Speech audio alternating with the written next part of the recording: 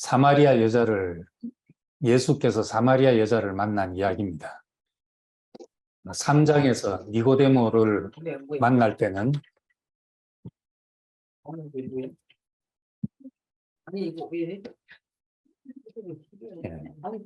종교적인 갈망이 큰 사람이었습니다. 니고데모는 4장의 사마리아 여자는 물을 길러 온 여자니까 상징적으로 인생의 목마름이 있는 여자로 여기 기록하고 있습니다. 예수님은 이렇게 사람들을 쭉 만나서 11장에는 죽은 나사로의 집에서 잔치하는 광경이 벌어집니다. 그러니까 니고데모로부터 해서 점점 가난한 사람들을 만나서 살고 죽고 하는 문제 앞에 선 사람, 이제 이런 더 낮은 자리로 내려갈수록 예수님의 진면목이 더 분명하게 드러나게 된 것입니다. 이 사마리아는 이제 북왕국의 수도로서 아수르에게 멸망당한 이후로 혼혈이 되어서 그 어떤 민족 정체성이 사라진 그런 민족으로 여겨졌습니다. 그래서 남왕국에 있는 유다 사람들은 같은 이제 형제 관계임에도 불구하고 이 북왕국 사람, 사마리아인으로 대표되고 있는 이 북왕국 사람들을 상종을 안 했다. 그런 지경에 이른 상황이었습니다. 근데 이제 예수님은 이 사마리아 사람에 대한 태도가 유대인들과 분명하게 달랐습니다. 이 사마리아인은 이제 우리가 쉽게 생각하면 혼혈이고 또 민족 정체성을 버린 사람이고 이렇게 해서 상대를 안 했지만 이제 사마리아인하고 모든 사람을 그렇게 말하는 그것이 이제 범주화시키는 거잖아요. 우리가 말하면 이제 백인은 어떻다, 흑인은 어떻다 이렇게 말한다든지 경상도 사람은 이렇고 전라도 사람은 이렇다 이렇게 이제 범주화해서 이제 사람들은 쉽게 말을 합니다. 사람은 이 수많은 사람들을 일일이 다 개별적으로 파악할 수 없기 때문에 범주화해서 생각하면 사람을 대하기가 쉽죠. 이제 우린 전에 뭐 혈액형 가지고 O형은 이렇다, 뭐 A형은 이렇다 이래버리면 쉽게 파악하는 장점이 있습니다. 그 사람하고 특별히 많은 얘기를 하고 많이 알아보지 않고 쉽게 파악하지만 그것 때문에 편견이 생겨서 나중에는 이제 그 다수가 그렇다 하더라도 다 그런 것이 아닌데 이 편견에 그 올무를 씌워가지고 사람을 대하게 되고 그렇게 되면 억울하게 아무것도 안 하고 너는 이런 사람 하는 프레임이 씌워지기가 쉽습니다. 이것이 특히 이제 전쟁이나 갈등 상황에 놓이게 될 때는 이 편견 때문에 인종 청소 같은 일도 일어나고 집단 학살 같은 일이 일어나죠. 유대인은 다 이렇다. 이래서 이제 집단 학살 같은 일이 일어나죠. 지금 그 팔레스타인과 지금 그 이스라엘이 뭐 늘 치고받고 이렇게 싸우는데 이 역사가 오래돼서 지금은 누가 가해자고 누가 피해자가 없라는 게 없이 계속 서로 피해자가 돼서 이제 공격을 하고 이러잖아요. 근데 이제 뭐 서로 짐승이라 그러고 이렇게 싸우지만 들여다보면은 실제로는 우리 같은 사람이죠. 우리 같은 아버지고 엄마고 아들이고 딸이고 이런 사람들이 한쪽에 비추면은 이스라엘 쪽에 카메라를 비추면은 막 테러리스트 테러주의자들이 공격을 해서 무차별 공격을 해서 비참하게 살상이 되고 잡혀가는 이제 이런 게 비춰지고 또 반대쪽을 비춰도 또 마찬가지인 거죠. 그래서 이렇게 이제 뭐 팔레스타인은 이렇다, 유대인은 이렇다. 그래 이렇게 할 수 없고 깊이 보면 우리가 똑같은 사람들이 어떤 그 역사의 불행 속에 놓여가지고 그런 끔찍한 불행을 지금 이 시대에, 이 시간에 당하고 있는 겁니다. 예, 우리가 그 사람을 볼 때 나의 제한적인 경험을 가지고 그게 다인 것처럼 생각을 하고 그걸 모두 다 아는 것처럼 생각하고 대하면은 다른 사람은 개인은 어떤 편견을 짊어지고 불이익을 당하게 되는 겁니다. 근데 예수님은 어떻게 하셨는가? 이 사마리아 여자를 지금 대하는 이야기가 나오지만 다른 복음서에 누가 내 이웃입니까? 하는 질문에 강도 만난 사람 이야기를 하고 있습니다. 한 사람이 여리고로 내려가다가 강도를 만났다. 이 사람이 누구인지는 설명 안 하고 있지만은 암묵적으로 유대인이라는 것을 암시하고 있습니다. 한 유대인이 강도를 만났는데 제사장도 지나가다가 그냥 지나갔고 또 레위인도 지나가다가 그냥 지나갔다는 겁니다. 그런데 한 사마리아 사람이 지나가다가 강도 만나서 길에서 죽게 된 이 사람을 불쌍히 여겨서 이 사람을 자기 집으로 데려가서 치료하고 먹게 하고 했다는 겁니다. 그러면서 이제 누가 내 이웃이냐 이런 말을 했죠.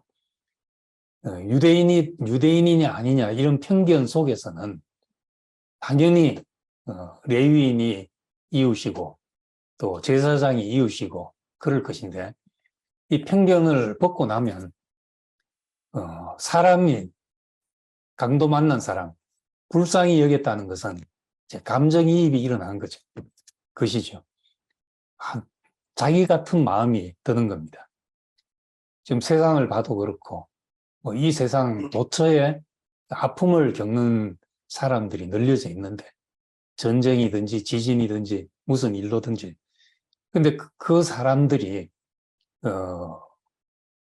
불쌍히 여겨졌다. 긍휼히 여겨졌다. 내 마음같이 함께 아파하는 마음이 생겼다. 이제 이것이 이제 이웃이다 하는 것이. 네.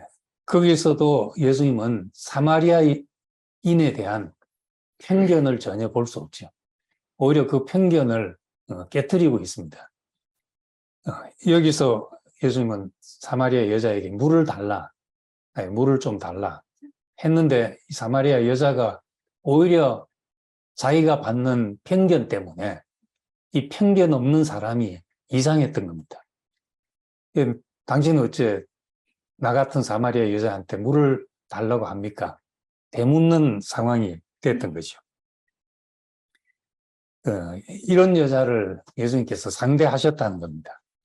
종족이나 이 사람이 뭘 한 사람이라든지 그런 데 대한 편견이 없이 사람을 만난다. 이 사람을 대할 때 우리가 얼마나 많은 선입견을 가지고 대하는지 모릅니다. 빠르게 그 사람의 정보를 가지려고 나이가 몇 살이냐부터 혈액형이 뭐냐, 고향이 어디냐 이렇게 해서 그 사람이 어떤 사람인지 빨리 파악하려고 하거든. 그러면 사실은 그 사람에 대한 선입견을 가지고 대하려고 하고 그게 편하기 때문에 사람들은 그런 방식을 취합니다. 예수님이 이 여자를 만난 자리에서 그런 것이 전혀 없이 물이 필요한 사람, 물을 떠러온 사람, 예수님은 물이 필요한 사람으로 이렇게 이제 만나지게 된 겁니다. 그 뒤로도 예수님은 마지막 명령을 하실 때 사도행전 1장 8절에 보면 오직 성령이 너희에게 임하시면 너희가 권능을 받고 예루살렘과 온 유대와 그 사마리아와 땅끝까지 이르러 여기서도 사마리아를 언급하지 않으셨다면은 제자들은 빠뜨렸을 수도 있는 그런 지역이죠. 근데 굳이 언급하면서 그렇게 하신 것입니다. 예루살렘은 이제 전통과 기득권이 있는 선민 사상이 있는 그런 곳이고, 사마리아는 유대인들의 편견에 따라 세상과 섞인 그런 곳이고, 예수님이 주 활동지였는 갈릴리는 늘 멸시받던 그런 땅이었고, 이런 것이 다 예수님의 손길을 거치면서 하나님 앞에 하나님이 지으신 인간으로 아버지 앞에 아들로 그 모든 사람을 동일한 자리로 이렇게 부르셨다는 겁니다. 그래서 이 여자가 물을 떠러 왔는데 뒤로 가서 이제 물동이를 버려두고 마을 사람들에게 내려갔다. 물은 목마름을 해결하기 위해서 물을 떠는 것입니다. 그런데 여자가 물동이를 버려뒀다는 것은 예수님과 대화 속에서 정말 목마름이 해결되는 어떤 상황을 맛보게 된 것입니다. 그것이 뭔가, 이 여자의 목마름이 어디서 이제 해결됐는가. 표면적으로 보면 방금 말한 대로 편견 없이 나를 대하는 분, 이 사람을 본 것입니다. 그 사람을 있는 그대로 보는 사람. 사람은 누구라도 이제 자신의 가치를 인정받고 존중받는 것, 자신이 소중히 여기지고 가치가 인정받고 존중받는 이런 자리를 원합니다. 그게 되면은 한 사람하고 같이 살아도 좋고 두세 사람하고 살아도 부족함이 없죠. 한 사람이라도 자기 가치를 존중해주고 인정해주고 소중히 여기주는 사람을 만나면은 살만한데, 이 사마리아 여자는 그 생판 모르는 사람한테서 자기가 처음으로, 어쩌면 인생 처음으로 사마리아 여자라는 편견을 벗어버리고 존중받는 느낌을 받은 이제 그런 자리가 됐는지 모릅니다. 사람은 외모로 보지만, 사무엘상에 보면 사람은 외모를 보지만 나 여호와는 중심을 본다. 이 이새의 아들들에게 축복을 할 때 하나님이 사무엘에게 하신 말입니다. 사무엘이란 선지자조차도 이새의 아들들을 보고 저 사람이구나 저 사람이다 싶을 만큼 근사한 아들들이 눈앞에 있었던 겁니다. 그런데 하나님은 그것이 아니었다는 것이죠. 사람은 외모를 보지만 나 여호와는 중심을 본다. 이 말 속에 그 외모라는 것이 꼭 생김새를 말하는 것이 아닙니다. 알고 보면 사람이 알고 있는 것은 다 외모지요. 그 사람의 지식도 외모고, 그 사람이 어느 교회를 다니냐 하는 것도 외모인 겁니다. 장로교를 다니냐, 천주교를 다니냐. 우리가 그것으로도 범주화시켜서 판단될 때가 얼마나 많습니까? 더더욱 불교를 다닌다, 불교 신자다 하면은 또 한 색깔 접고 대하게 되고, 이런 것이 다 하나님 볼 땐 외모지요. 다 그 사람의. 알고 보면 우리가 알고 있는 것, 내가 사람에 대해서 이렇게 안다 하는 것, 그것은 깊이 들여다보면 하나님 보실 땐 다 외모를 알고 있는 겁니다. 얼마나 배웠냐 하는 것도 그렇고, 뭘 아냐 모르냐 하는 것도 다 그 사람의 소유고 외모인 거지. 그래서 하나님 앞에, 지으신 자 앞에 내가 누구인지를 알게 해주는 분을 만날 때 우린 참 목마름이 사라지는 일이 됩니다. 우리도 나가면 사람의 목마름을 해결할 수 있는, 풀어줄 수 있는 사람이 될 수가 있습니다. 그것은 내가 그 사람에 대한 내가 알고 있는 모든 외모를 내려놓고 하나님이 그 사람을 어떻게 보시는가, 우리가 그것이 보여서 사람을 대하고 산다면은 우리도 어느 정도는 사람의 목마름을 해결해주는, 인간의 갈증을 해결해주는 사람이 되는 거죠. 근데 오늘 중요한 얘기는 예수님은 왜 나에게 물을 달라 합니까? 유대인인 당신이 왜 나에게 물을 달라 합니까? 사마리아 여자가 그렇게 물었을 때 예수님 그렇게 말했습니다. 네가 만일 하나님의 선물과 또 내게 물을 달라 하는 이가 누구인 줄 알았더라면 네가 그에게 생수를 구했을 것이요. 그가 생수를 내게 주었을 것이다. 만약 물을 달라 하는 네 앞에 있는 그 사람이 누군지를 알았더라면 내가 누구인지를 안다면 너는 오히려 나에게 물을 달라 했을 것이다. 이걸 간접적으로 표현을 했습니다. 그러면서 다시 말하기를 이 우물에서 나는 물, 이 물을 마시는 자마다 다시 목마르지만 내가 주는 물을 마시는 자마다 영원히 목마르지 아니하리니 내가 주는 물은 그 속에서 영생하도록 솟아나는 샘물이 되리라. 그렇게 말했습니다. 그럼 예수님이 말한 내가 주는 물은 뭔가 내가 누구인지를 알면 그렇게 된다 하는 거잖아요.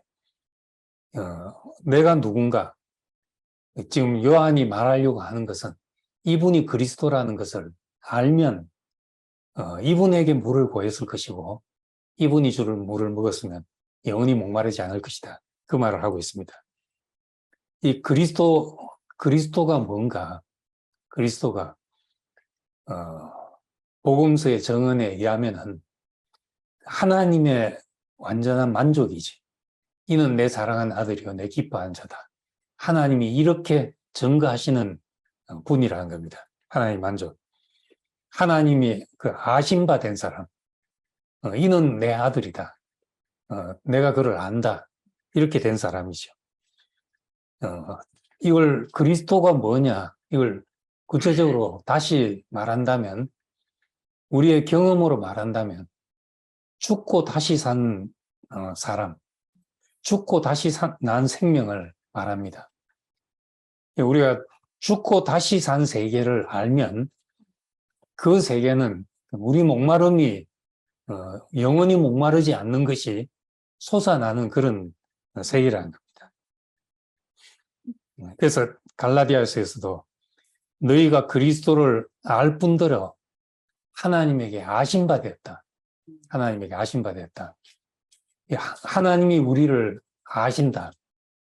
앞에서 말한 대로 사람이 누가 와서 나를 있는 그대로 알아주고 내가 말하고 싶은 것을 내 말하고 싶은 그대로 이해해주고 내 가치와 내 소중함을 값을 쳐줄 수 있는 사람을 만나면 그런 사람을 만나도 더없이 복된 것입니다. 그런데 그리스도를 참으로 만나면 인생이 저거구나. 내가 몰랐던 내 자신까지 발견하게 되는 겁니다.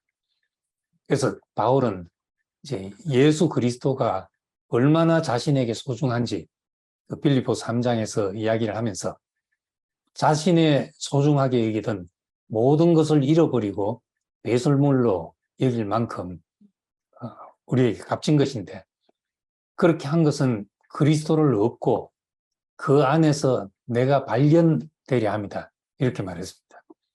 예수 안에서 내가 발견이 되면 이 말이 오늘 요한복음 4장에 있는 식으로 말하자면 내가 누구인지를 알면 그렇게 될 것이다. 이 말이고 예수가 죽고 나서 없던 시대에는 바울은 그리스도 안에서 이제 내가 발견이 되면 그분 안에서 나를 찾으면 우리에게 목마름이 사라지고 물동이를 버려둔 것이 아니라 모든 것을 잃어버리고 배설물로 여기에도 족한 사람이 되는 겁니다. 우리 인생 여정에서 정말 세상의 모든 것을 가져도 여전히 목마른 이유는 내가 누구인지를 모르기 때문이죠. 내가 어디에 쓸모 있고 내가 어디로 가는지도 모르고 그 나를 모르면서 나를 위해서 열심히 살고 있는 이것이 결국은 이제 허무 앞에 봉착하게 된다는 겁니다. 누굴 위해서 이렇게 종을 울렸나 싶고 허무하게 되지. 그런데 우리가 어디에 내 가치가 있는지 알면 그 내 소유가 배설물로 여겨질 만큼 내 인생이 값지고 소중한 걸 발견하게 되죠. 이 여자가 사마리아 여자가 예수를 만났다. 그리고 이 만난 자리에서 물동이를 버려두고 쫓아갔다. 목마름이 그쳐지는 어떤 자리를 경험하게 된 것입니다. 뒤로 가면 이제 어떻게 나한테도 그 물을 주십시오. 어떻게 하면 그 물을 내가 마시고 이젠 이 물 기르러 여기 오는 거 이 수고로움이 없어지면 좋겠습니다. 하니까 이제 남편을 데려오라. 난 남편이 없습니다.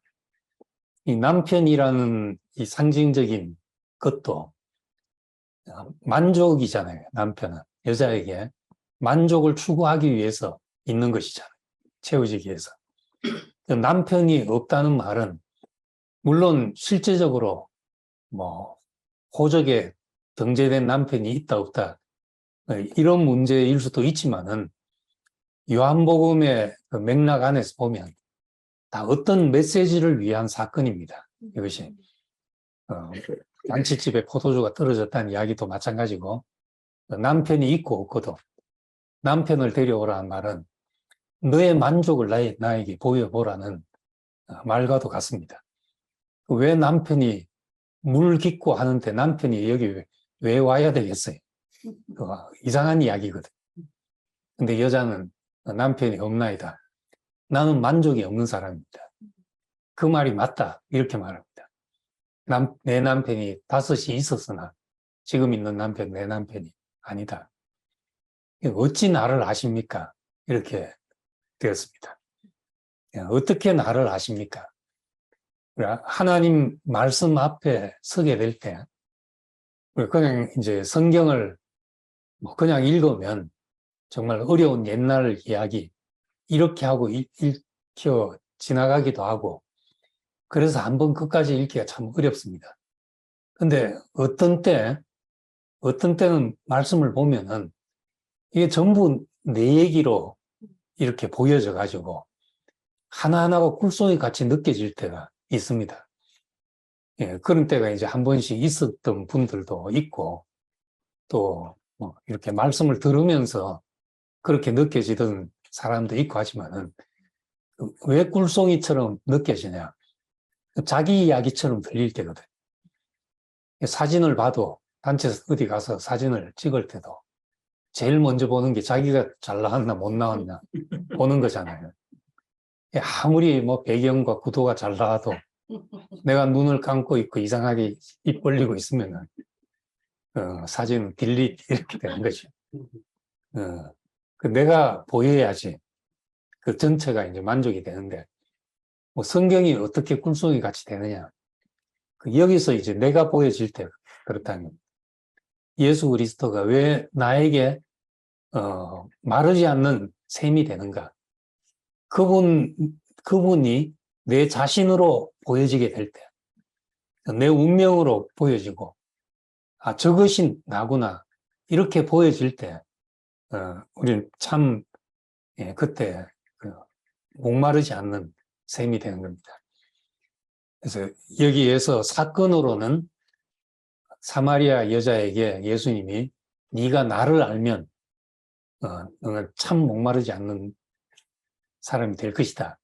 이렇게 말했지만, 우린 지금 그렇게 예수를 만날 수 있는 시대도 아니고, 어떻게 예수를 알 것인가?